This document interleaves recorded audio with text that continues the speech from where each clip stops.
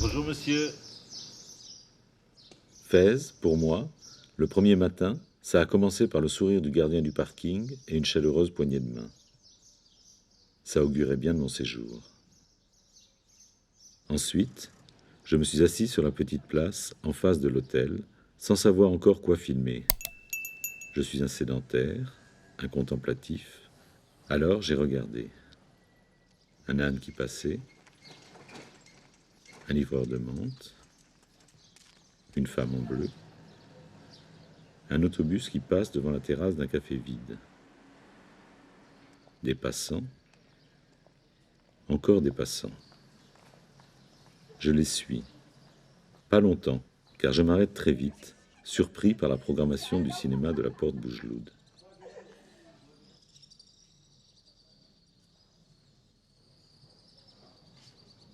Regard un peu minimaliste que je choisis d'élargir.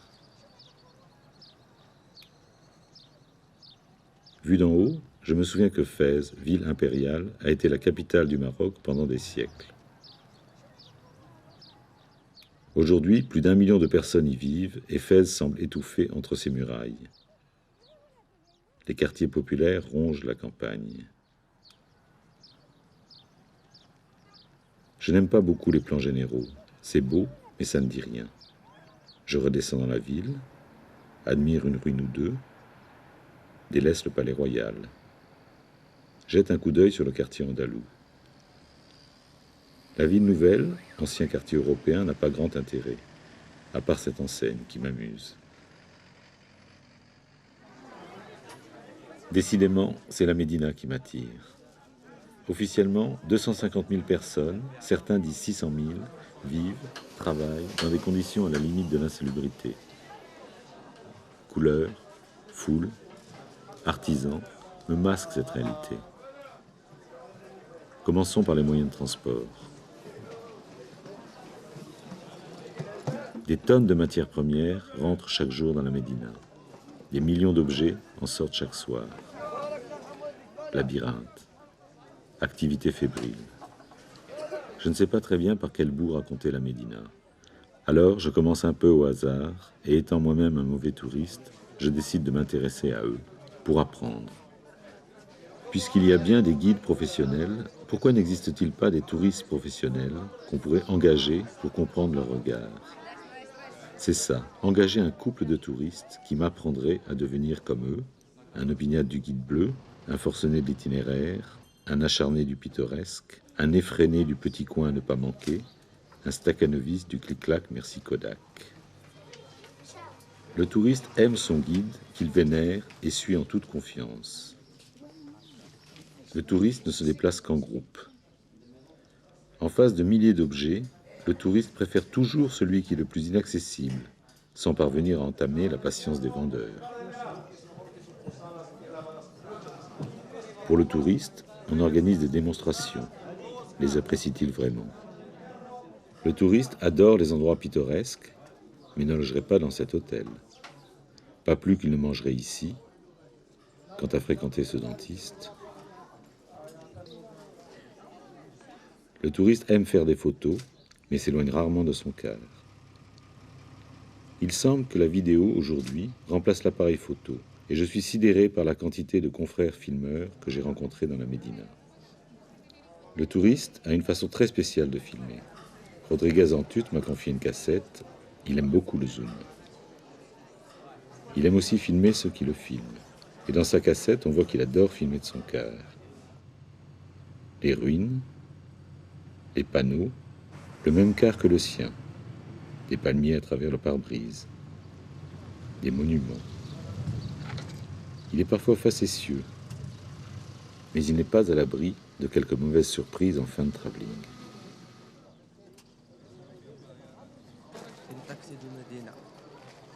Sédentaire ou pas, avec ma caméra, demain j'attaque mon voyage. Après tout, on est là pour ça, non ?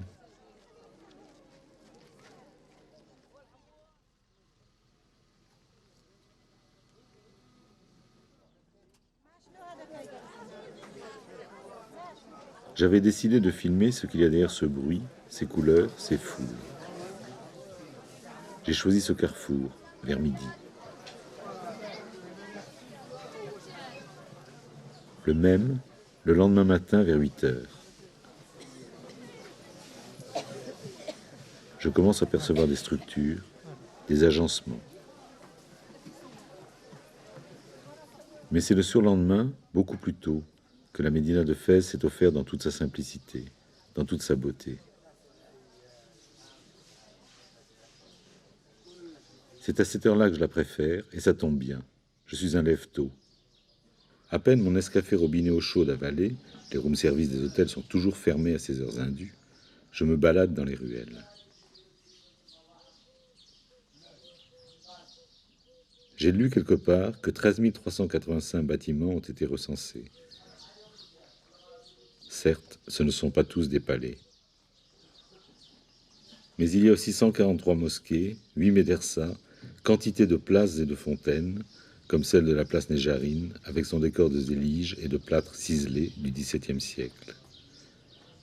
L'une des plus belles places de Fès, victime dans la journée de sa célébrité.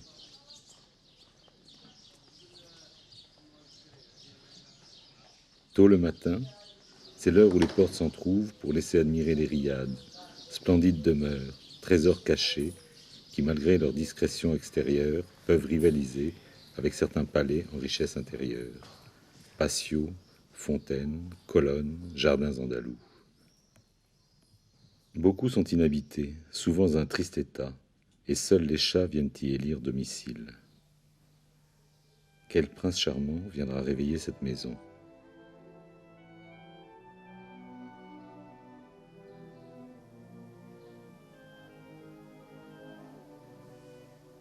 Restaurées, ces riades deviennent des chambres d'hôtes d'un luxe parfois inouï, lieu magique propice à une étape inoubliable. D'autres se transforment en restaurants de luxe, en bureaux de poste ou même en agences bancaires.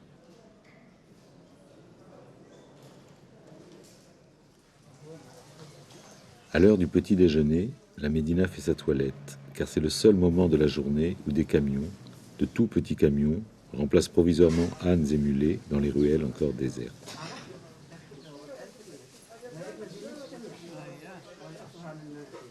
Ce sont les bouchers et les tripiers qui les premiers ouvrent boutique. Je remarque en passant qu'on est loin des normes européennes. Pourtant, je n'ai jamais entendu parler d'intoxication alimentaire généralisée au Maroc. Prendrions-nous trop de précautions dans notre civilisation hyper sophistiquée? C'est au tour des ouvriers, des artisans et des boutiquiers de rejoindre leurs échoppes. Cliquetis des serrures, ouverture des portes. On ne frappe pas les trois coups comme au théâtre, mais derrière chaque porte, le décor est prêt. Les figurants sont en place, les arabesques vont disparaître, la foule peut faire son entrée. Pour moi, il est temps de quitter la médina. Je sors par la porte Bougeloud. Ces mosaïques sont vertes d'un côté, la couleur de l'islam, bleues de l'autre, la couleur de Fès. Je découvre, assis sur les trottoirs, les travailleurs journaliers qui attendent avec leurs outils un éventuel emploi. Maçons, plombiers, peintres, cinéastes. Le rêve des producteurs et de tous les directeurs de chaîne.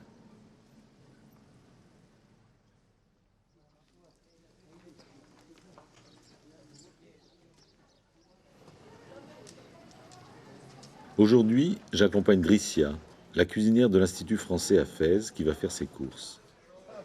C'est une autre façon de voir la médina, un regard plus quotidien. Apparemment, au menu, elle prévoit un méchoui d'agneau.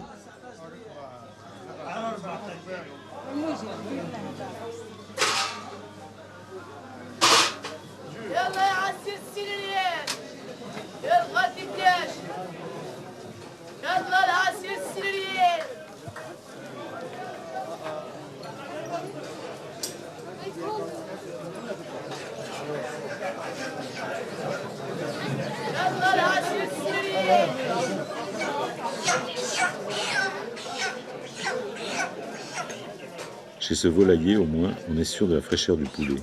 Mais Dricia semble préférer le poisson.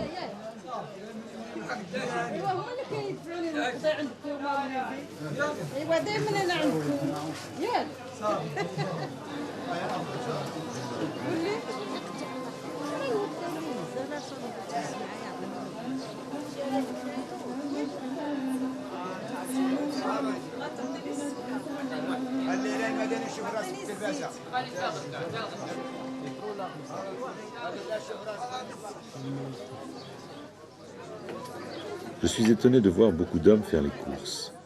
Alors, j'ai suivi Najib Benani, qui visiblement connaît tous ces commerçants. Il fait ses achats pour préparer une pastilla. C'est un plat de fête à base de miel, d'amandes, de cannelle, beaucoup d'oignons et des pigeons. Le tout enveloppé dans des feuilles d'une pâte très légère qui se prépare toute chaude dans la médina. Salé, sucré, subtilité de la cuisine marocaine.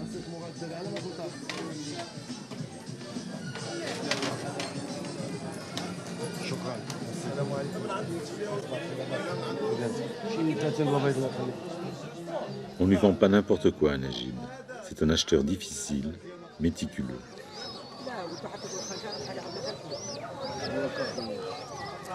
S'il souffle sur ses pigeons, c'est pour vérifier la qualité de la chair sous les plumes.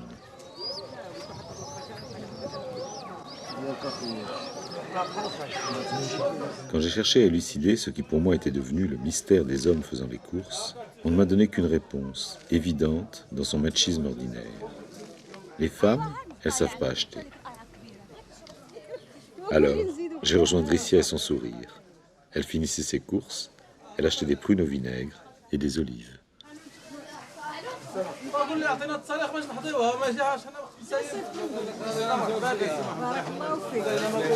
Bienvenue au Maroc. Merci.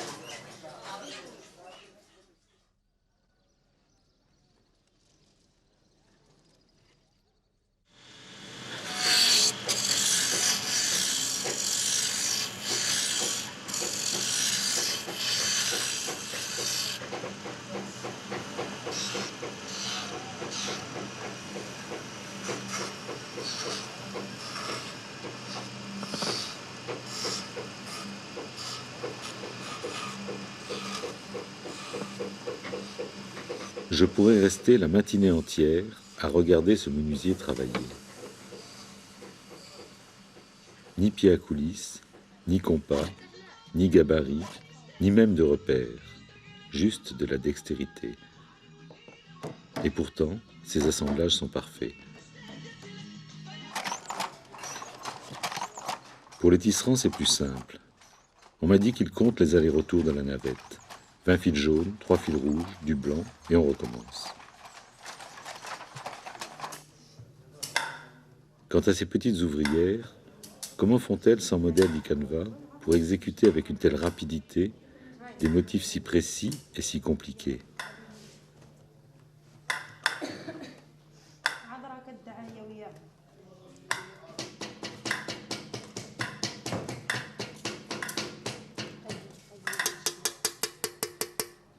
Aucun tracé non plus pour ce 6 heures sur cuivre.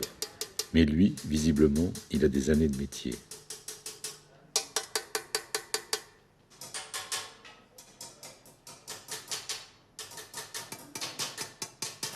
Les artisans travaillent autant dans les boutiques, les sombres arrière-boutiques, que dans la rue. La Médina n'est un labyrinthe inextricable que pour les étrangers. Son désordre n'est qu'apparent. Simplement, elle a son ordre à elle. Chaque corps de métier a son quartier, son souk. Et ce rémouleur ne saurait travailler dans le souk des chaudronniers.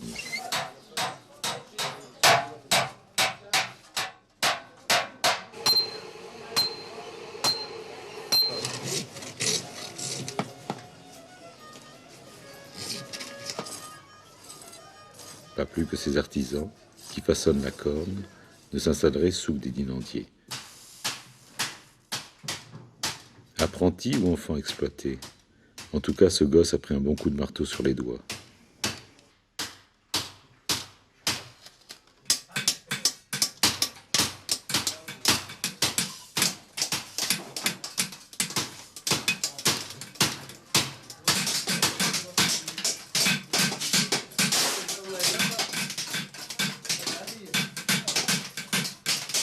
Eux deux, ils me font penser au Dupont et Dupont. Je dirais même plus, c'est au Dupont et Dupont qu'ils me font penser.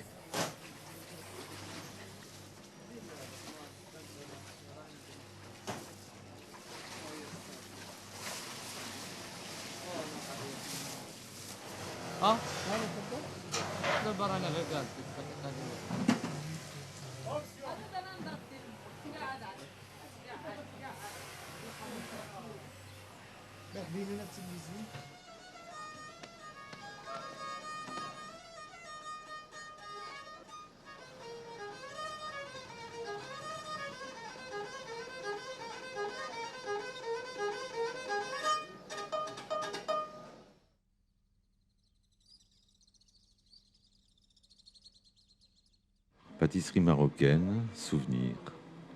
Je suis né et j'ai passé la première partie de mon enfance au Maroc, où mon père était prof de maths à Casablanca. J'ai très peu de souvenirs et je ne les cultive pas. La Madeleine de Proust, c'est pas mon truc. Et pourtant, à Fès, je me suis rendu compte que ma Madeleine à moi, c'est la corne de gazelle. Des années que je tente d'en manger à Paris, mais elles sont sèches et sableuses, alors que celle de mon enfance était tendre et moelleuse. Était-ce un fantasme? La femme de Youssef prépare des gâteaux pour différentes pâtisseries. Il revient de livraison et j'ai appris à cette occasion que presque rien n'est fait dans les boutiques. Ce sont des particuliers qui travaillent chez eux et livrent chaque jour, bien frais, le pâtissier. Travail familial dans la Médina.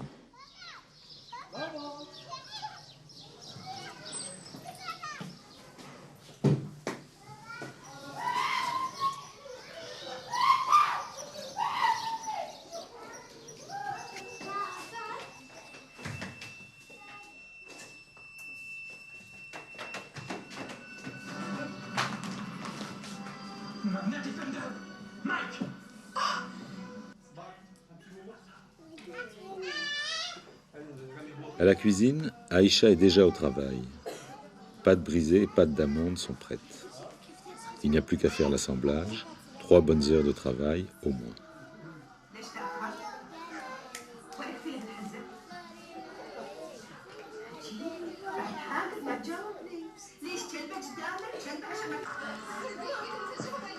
On va étaler la pâte. Bien fine. خايف عليك من حوادث السيارات لكن انت مو لازم الواحد يحكيك ولا يسأل عنك مرة ثانية احط راسي وانا محقرك تدخل مطبخ تتزايد عشان لسانش علي مرة ثانية ترى قصة قص باليوم رايح كيفي اسهل اروح اي وقت ما ابي حد شغل فيني لا تحديني حطي راسي شغل. En filmant Aïcha, la précision de ses gestes, je comprends que la corne de gazelle mérite bien son surnom, pâtisserie royale. Surtout, je comprends que jamais je n'en trouverai d'aussi bonne à Paris.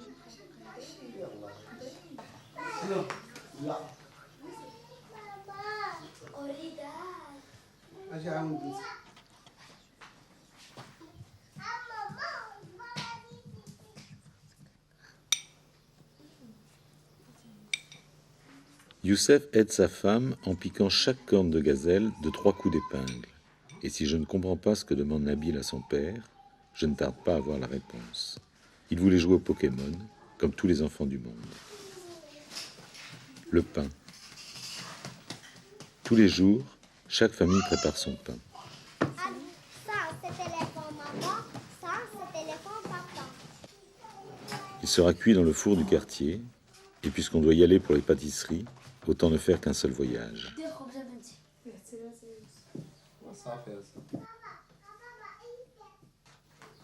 En route pour le four, et c'est les enfants qui s'y collent.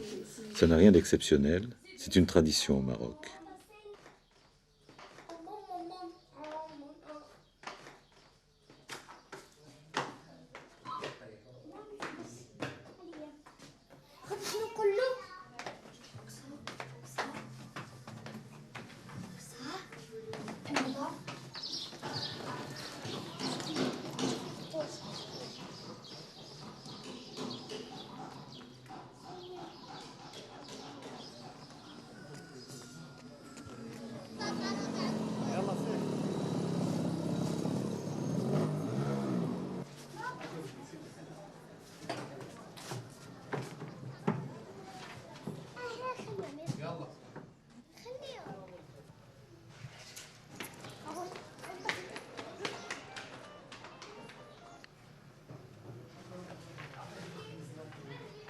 Je me dis qu'il a l'air bien désordonné, ce boulanger, mais il paraît qu'il ne se trompe jamais. Chaque famille a marqué son pain pour le retrouver bien doré, bien croustillant.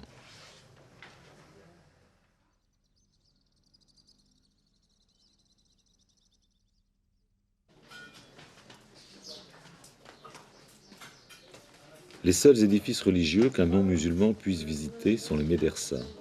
J'avais envie d'en filmer une, car elles ont joué un rôle important politiquement et culturellement au Maroc.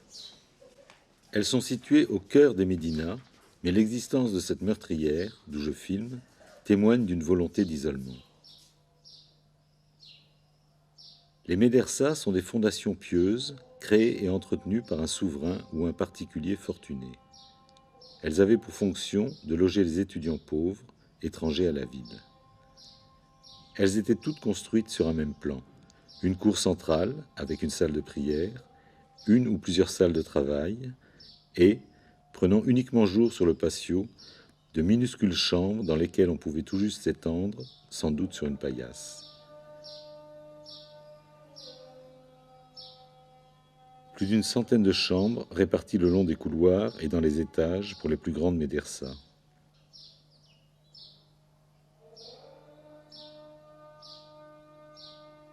Comme dans nos couvents chrétiens, je suis frappé par l'opposition entre l'austérité des cellules et la magnificence des lieux de culte.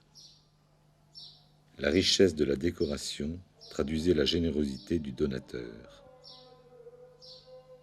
Certaines médersas remontent au XIVe siècle et font l'objet d'interventions d'une grande minutie dans leur restauration.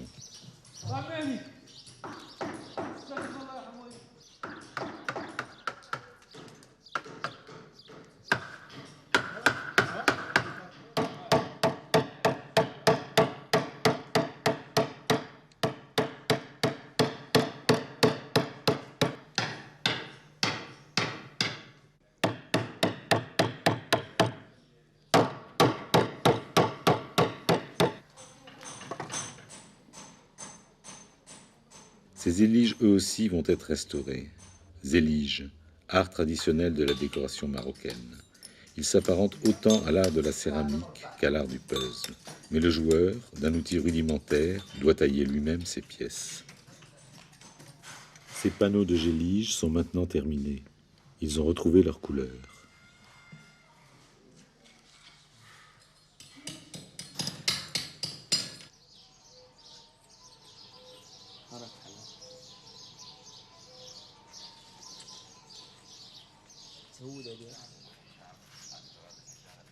Et ce couloir, tout de plâtre ciselé, va-t-il retrouver sa splendeur d'antan ?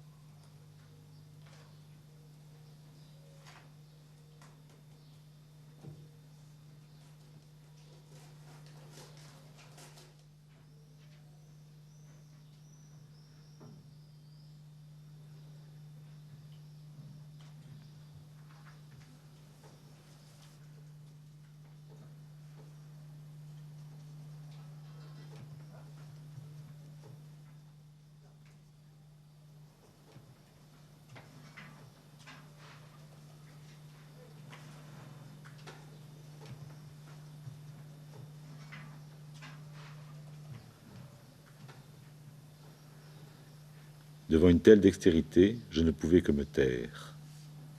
Un raccord de peinture, un coup de patine, les outrages du temps auront disparu.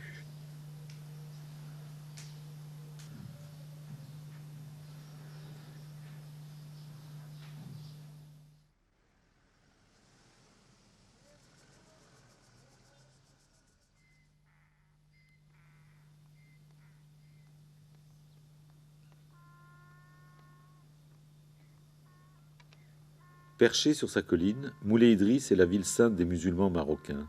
Elle abrite le tombeau du premier souverain qui régna sur le Maroc, Idriss Ier. C'est en filmant cette porte que j'ai rencontré Ahmed, qui l'a photographié. On a sympathisé et continué à faire des photos ensemble toute la journée. Les aloès étaient en fleurs et dans la campagne environnante, en juin, les moissons sont déjà faites. La paille, si j'ose dire, est engrangée.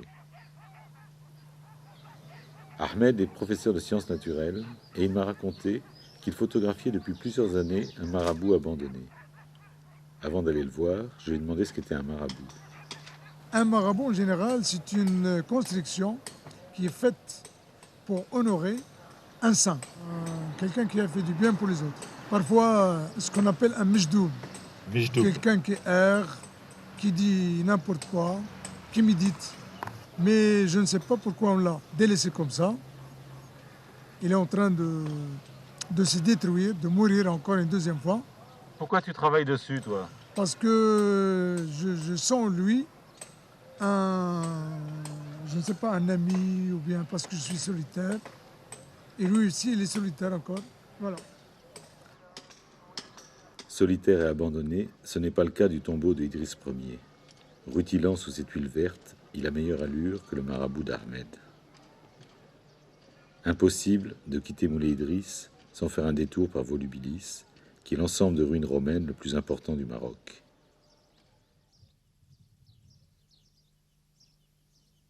Si je suis impressionné par ces ruines d'une ville romaine de plus de 20 000 habitants qui dominait toute la région du Saïs, l'une des régions les plus fertiles du Maroc, blé, vignes, oliviers, j'ai surtout très chaud et je me plais à imaginer que les rares touristes se dissolvent dans cette chaleur insupportable.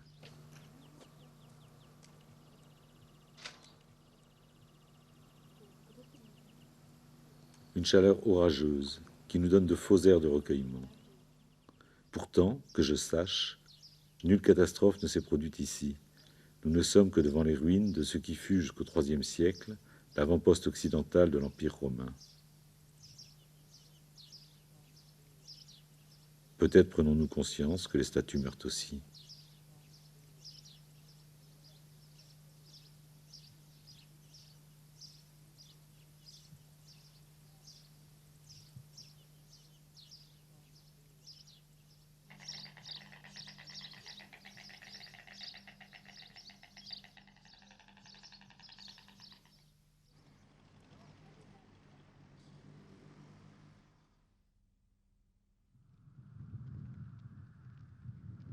Causse d'Ifrane, à une trentaine de kilomètres de Fès.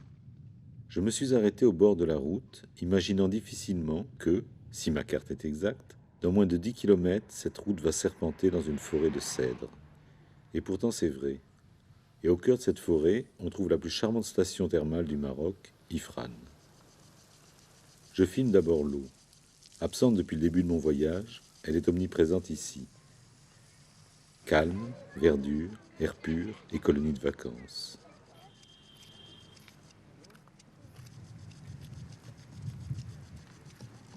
Je pourrais me croire en Suisse ou en Savoie. Seul le nom des rues et la présence d'une mosquée confirment que je suis bien au Maroc. Le dimanche, les habitants de Fès et de Meknès fuient la chaleur de la ville pour venir pique-niquer à Ifrane. Avant-hier, Abdul Feta, après m'avoir vendu un superbe tapis, m'a invité à me joindre à sa famille. Nous avions rendez-vous à Fès, Babftou. J'ai cru me trouver sur le parking d'une succursale Mercedes. C'était la station des grands taxis. Abdul était en pleine négociation pour louer une voiture à la journée. Âpre et bruyante, comme toujours, mais sans acrimonie. Encore un refus. Nous rejoignons enfin le reste de la famille qui attend près du pick-up à la sortie de Fès.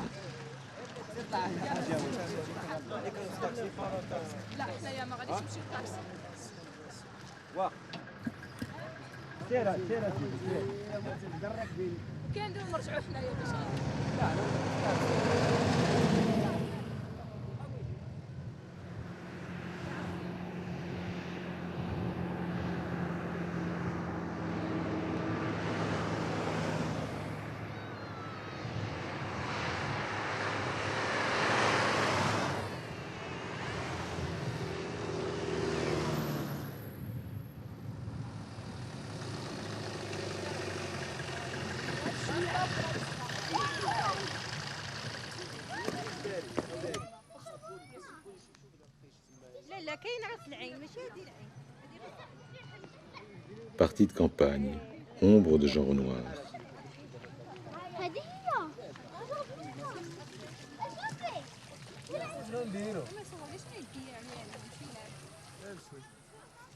Si j'en juge par les préparatifs, c'est un sacré pique-nique auquel je suis invité. Loin du pique-nique jambon-beurre saucisson dont j'ai horreur et que je fuis d'habitude.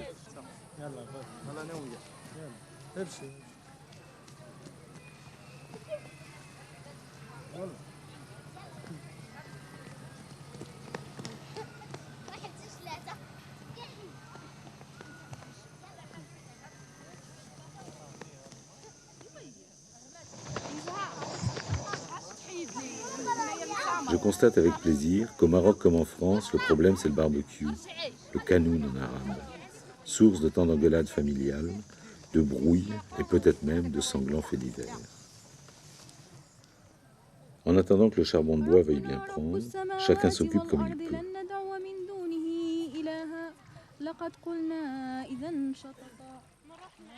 Le soleil commençait à se coucher quand nous avons fini par manger.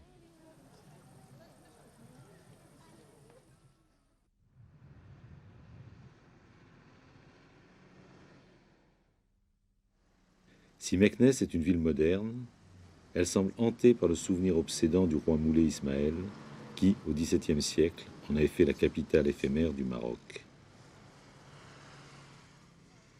Est-ce l'histoire de ce monarque, bâtisseur mégalomane et cruel, ou la présence obsédante des ruines qui m'ont fasciné? Kilomètres de murailles, appellent à des travelling sans fin. Partout dans la ville, je retrouve les traces de ce roi, contemporain de Louis XIV, qui voulut lui aussi avoir son Versailles. Construire, édifier, une véritable passion pour Moulay Ismaël. Durant tout son règne, il fit bâtir, démolir et reconstruire sans trêve et sans relâche. Je ne peux qu'imaginer aujourd'hui ce que fut la splendeur de ces édifices. Il n'en reste pratiquement rien.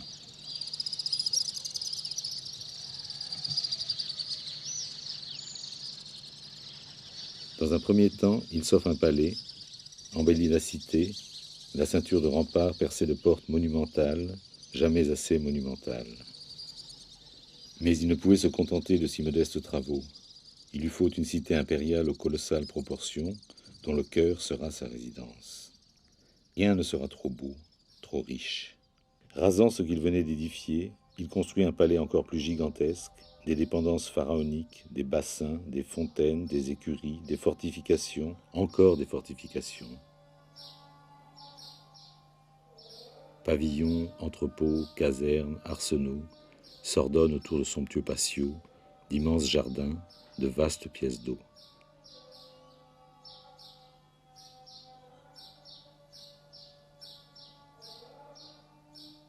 Il veut les plus beaux matériaux. Quand ils viennent à manquer, on les prélève dans les palais de Marrakech qu'il fait détruire, ou dans la cité romaine de Volubilis, dont il pille mosaïques et colonnes. Elles sont toujours là, et je peux les filmer, Bab el Mansour. Cette porte est la plus majestueuse et la plus célèbre d'Afrique du Nord, et, hommage ironique de l'histoire à ce grand bâtisseur, elle domine la place des décombres. Pour ces travaux, des milliers d'esclaves vécurent dans ces prisons souterraines. La moindre négligence était punie de mort. Le tyran, dit-on, prenait plaisir à inventer de nouveaux supplices. 30 000 personnes auraient péri de sa main. Il avait promis la liberté à celui qui concevrait le plan d'une prison pouvant contenir 40 000 captifs. C'est un Portugais qui en dressa les plans. Des centaines d'hectares de souterrains, uniquement éclairés par des trous d'aération dans les voûtes, et surtout, idée géniale, un seul accès. Garde réduite au minimum, évasion impossible. Je ne suis pas sûr qu'il fût gracié, cet architecte portugais. Travelling dans les écuries royales. 3000 piliers, 4 chevaux par pilier, 12 000 chevaux, au moins autant d'esclaves pour s'en occuper. Ces 20 hectares d'écurie étaient entièrement recouverts de terrasses aménagées en jardins suspendus.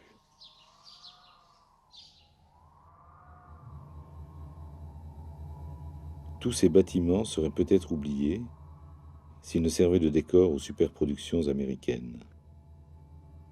Ils font le bonheur des cinéastes, et je me plais à penser que les derniers prisonniers du tyran sont les plus célèbres, Harrison Ford, Michael Douglas ou Sean Connery.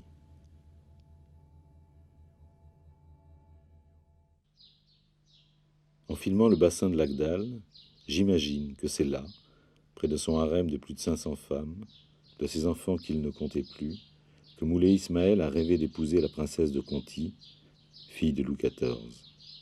C'eût été l'apogée de sa mégalomanie. Un émissaire est dépêché à Versailles, mais le roi Soleil, dédaigneux, compense son refus d'une royale offrande. 4 superbes pendules qui seront placées dans son tombeau.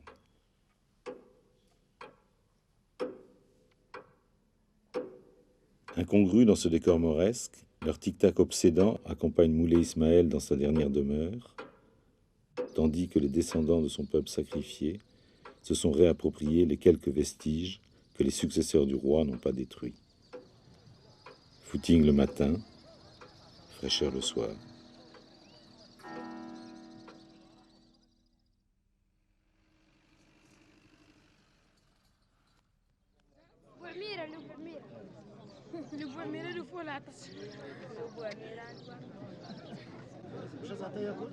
Au marché aux oiseaux, Sofiane ne vend pas son bébé faucon. Il l'exhibe devant des copains, jaloux. Des gosses, il y en a partout dans la Médina. Muletiers précoces, petits vendeurs de cigarettes à l'unité, ou acrobates à bicyclette, chahutant devant mon hôtel. Il me rappelle le beau film de Mohamed Zinet, Taïaya Didou, sur les enfants de la Casbah. Que sont-ils devenus, ces enfants d'Alger? Où qu'ils soient, je choisis pour ma dernière journée au Maroc de leur envoyer un clin d'œil amical en filmant les gosses de Fès.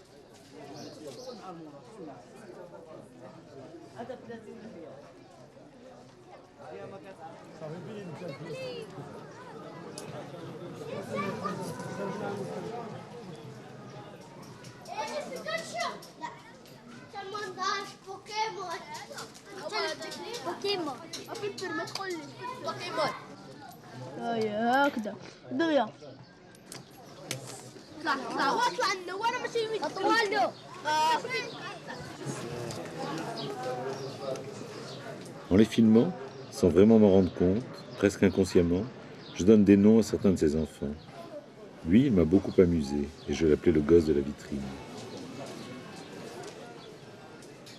Ceux-là sont bien sûr devenus les enfants cric.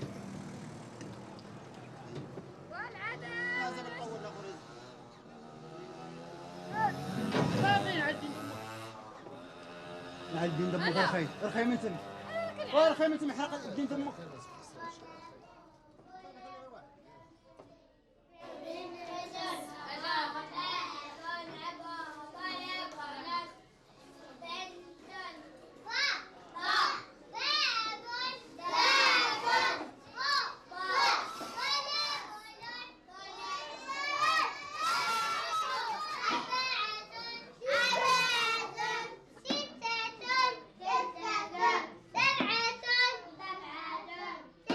École maternelle ou école coranique? Je n'ai pas pu savoir. Coranique ou pas, ces enfants ont une bien jolie maîtresse.